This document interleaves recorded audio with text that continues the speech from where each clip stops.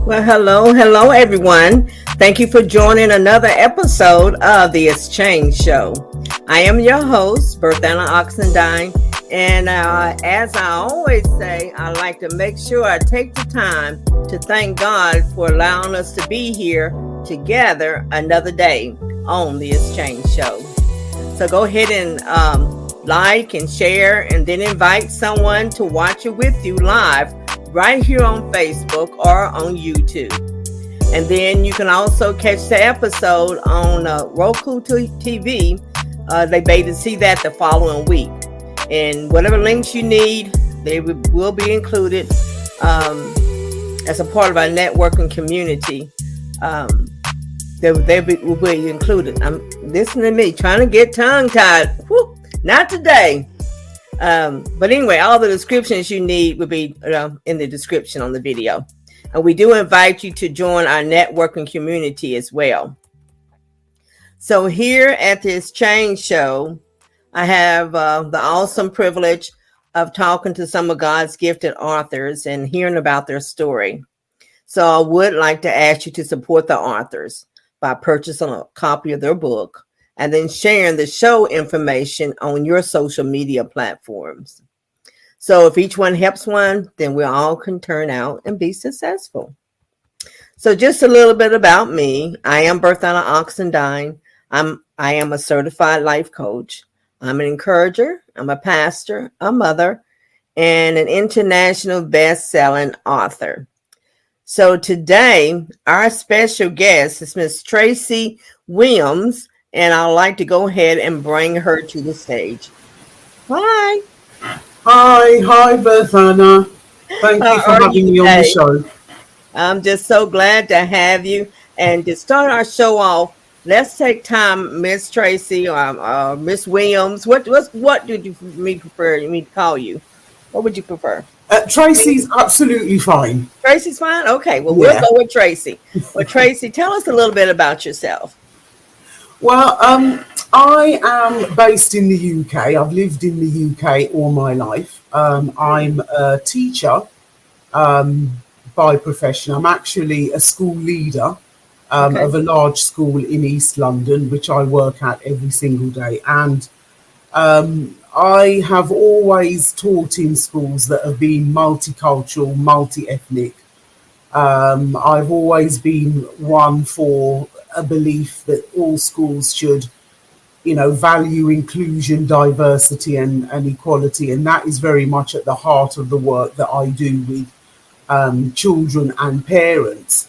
Mm-hmm. And over the years, I have worked quite strongly with various organisations such as the Nubian Jack Trust, Community Trust, to raise awareness and to bring in workshops into schools where our children of colour can celebrate their history, celebrate their past, make links with their past, and just build their self-esteem and have a greater and better understanding of what we can learn about from history and from our past. So that is the work that inspires me. The work from, various Black History Month projects that I've done over the years has also inspired the work, the writing that I do. Apart from being an author of several stories within a series which is called Stories to be Told, which was inspired by my work over the years in schools with Black History Month.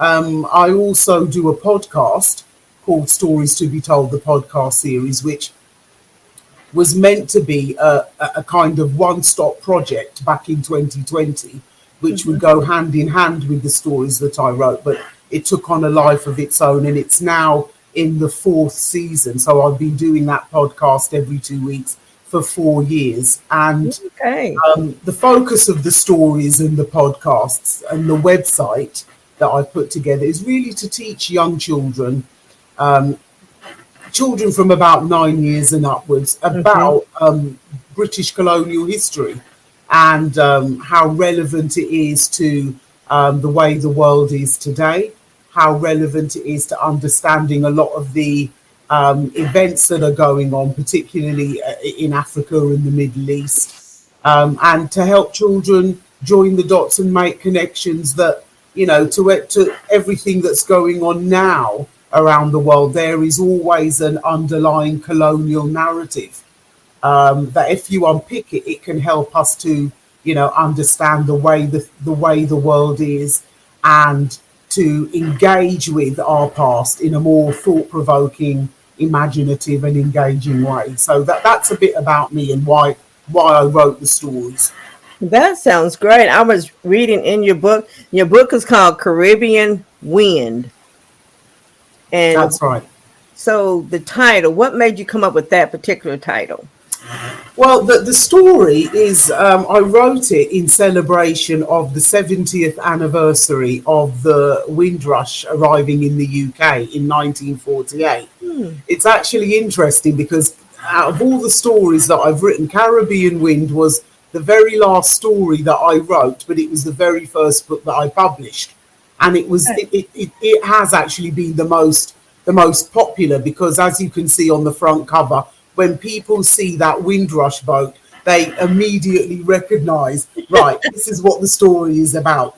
And it's a great leveler because a lot of people from, all ethnic backgrounds, all cultures can actually identify with that symbol.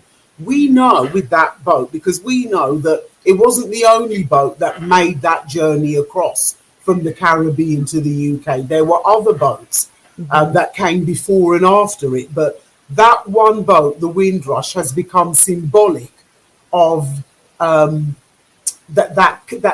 phenomenon of the migration from the Caribbean to the UK, at the time when, Britain was in need. Britain was in need of people coming over to rebuild it after the Second World War. And I am very proud of my heritage from the Windrush. My parents and grandparents came over from Jamaica, from St. Vincent, in the 1950s and 60s, and they contributed to building the national services that have made Britain the envy of the world to a certain extent, and they have been the backbone of a lot of the success that Britain has had with its national services, and also contributed a lot both politically, socially, and culturally as well, contributing to the fabric of British society. But the book also puts it within the wider historical context. So when I decided to write the story, I needed to think about my starting point. How was I going to start the story off? And I thought, well, let's widen the context and then narrow it down. So, I start with the turn of the century, around about 1898, and I talk about how the focus has been very much on the Caribbean's path to independence. So particularly with the focus being on Jamaica, and how Jamaica's first general elections that included everybody, the universal suffrage movement, which it was a time when every ordinary person across the island was able to vote, regardless of class, regardless of race, regardless of social standings. And that really paved the way to forming those two political parties with Bustamante and Norman Manley, those two key political parties that led the way to political tensions, but also on a path to independence in 1962. So I put it within a wider context and then bring it down to the actual crossing of the boat and Britain's need for immigration, and how Britain has always had a legacy and built its wealth and its social standing and political standing in the world from migration, as well as from its colonial exploits as well. So that's very much what the book is about. It's an ode to the Windrush generation. I dedicated it to both my grandmothers. I've seen that, yeah. Who came over in the 1950s. And, it really was accidental. It wouldn't have been written at all if it wasn't for a conversation that I had over lunch with a friend of mine. And I was talking to her about my ideas for writing all these stories and putting the website together. And she just turned to me and she said, well, Tracy, that's all very well and good, but this year is the 70th anniversary of the Windrush. Are you going to write a story about that? And to be honest, Berthana, it didn't even occur to me to write a story about the Wow. Windrush. Okay. So it was totally accidental. But Sound like a God it's led one of thing. my proudest works. I'm very proud of it. Ain't it something how God can lead you to do something like you said you had no idea, you had no thought that you were going to do it, but that's the way God works in us. He leads and guides us, and then when we follow, we bless other people by us doing what he has, led us and our spirits to do.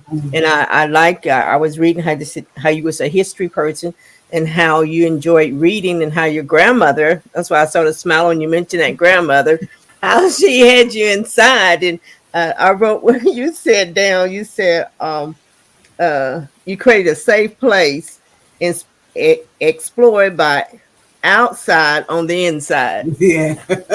So all that, you may not have been out there and all of at that time, but you got to read and how that took you to that place. I just thought that I said, that's a good grandma.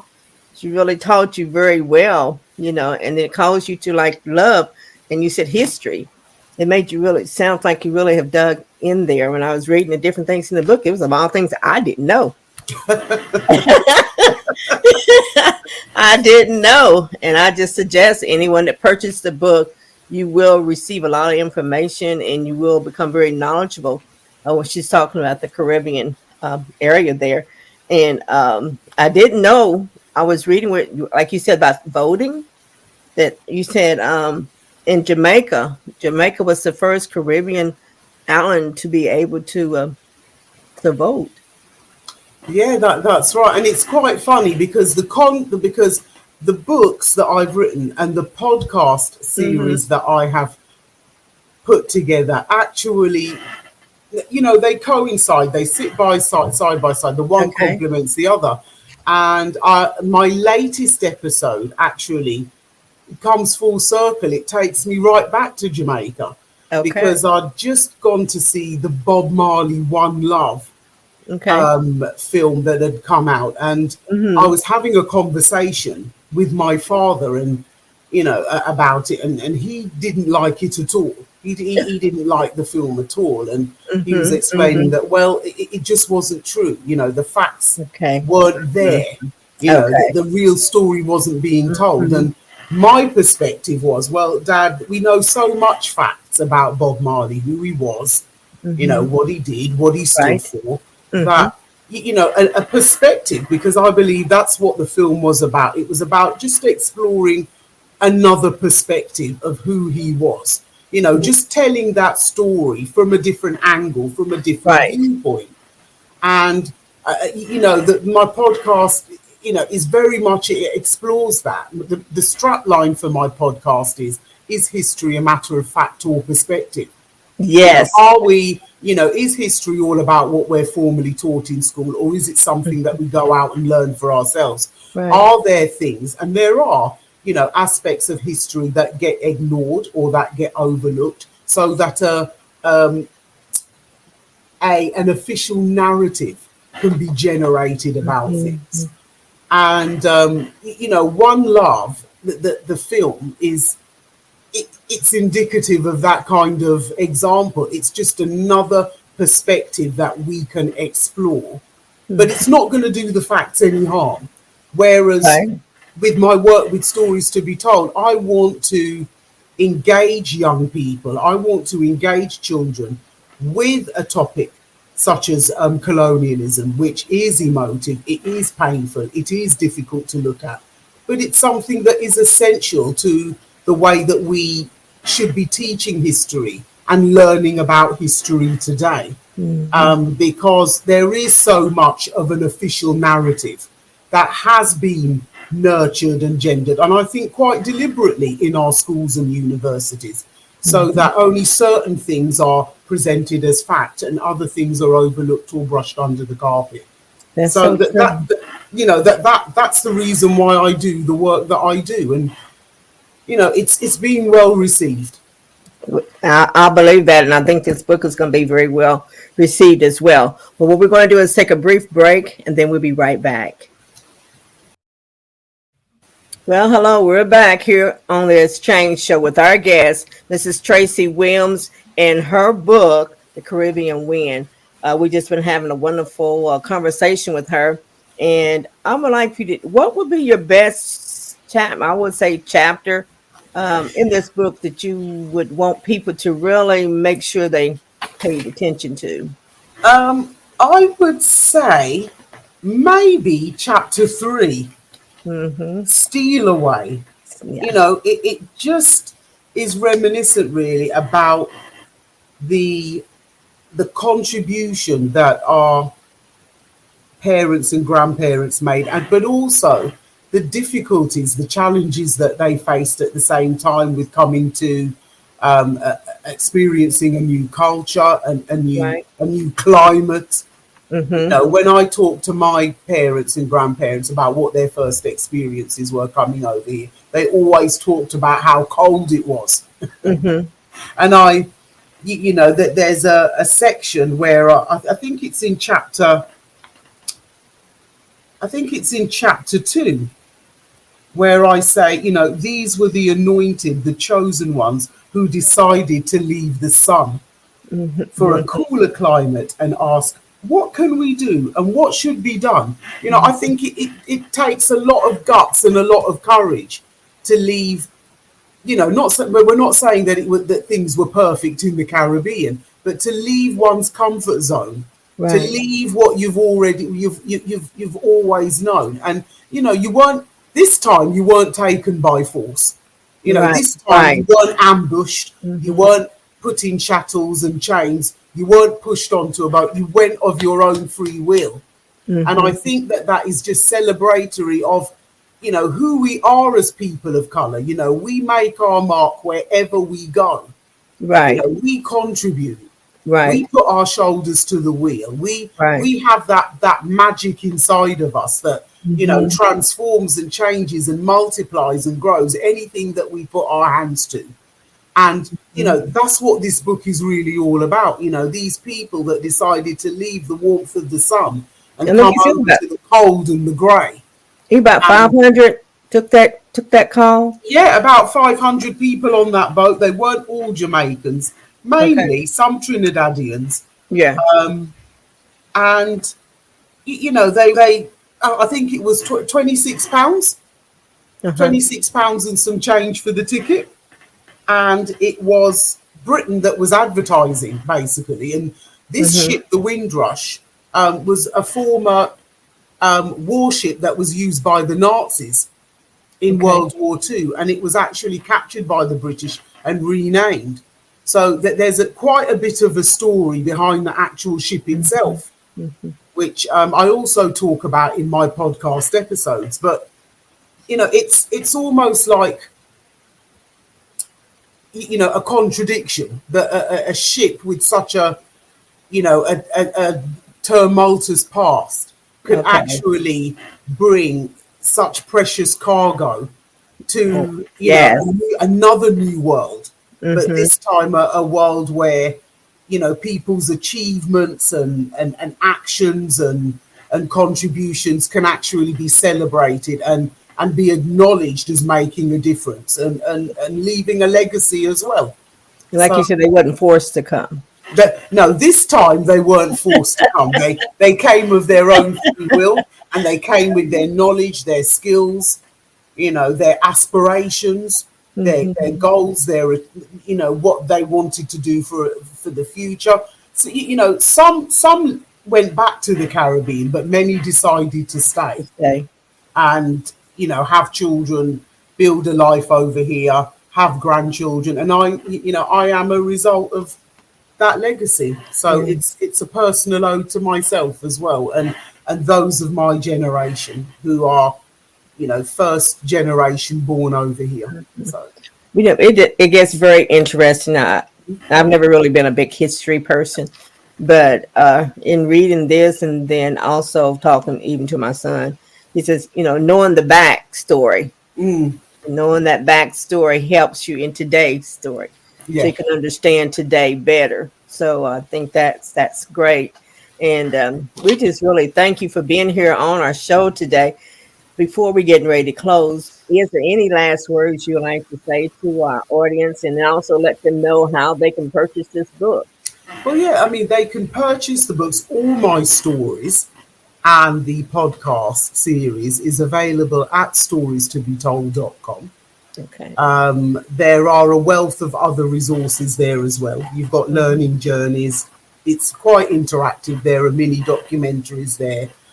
And it's really all about, as I said before, unpicking the past, going on your own learning journey Yeah. for yourselves.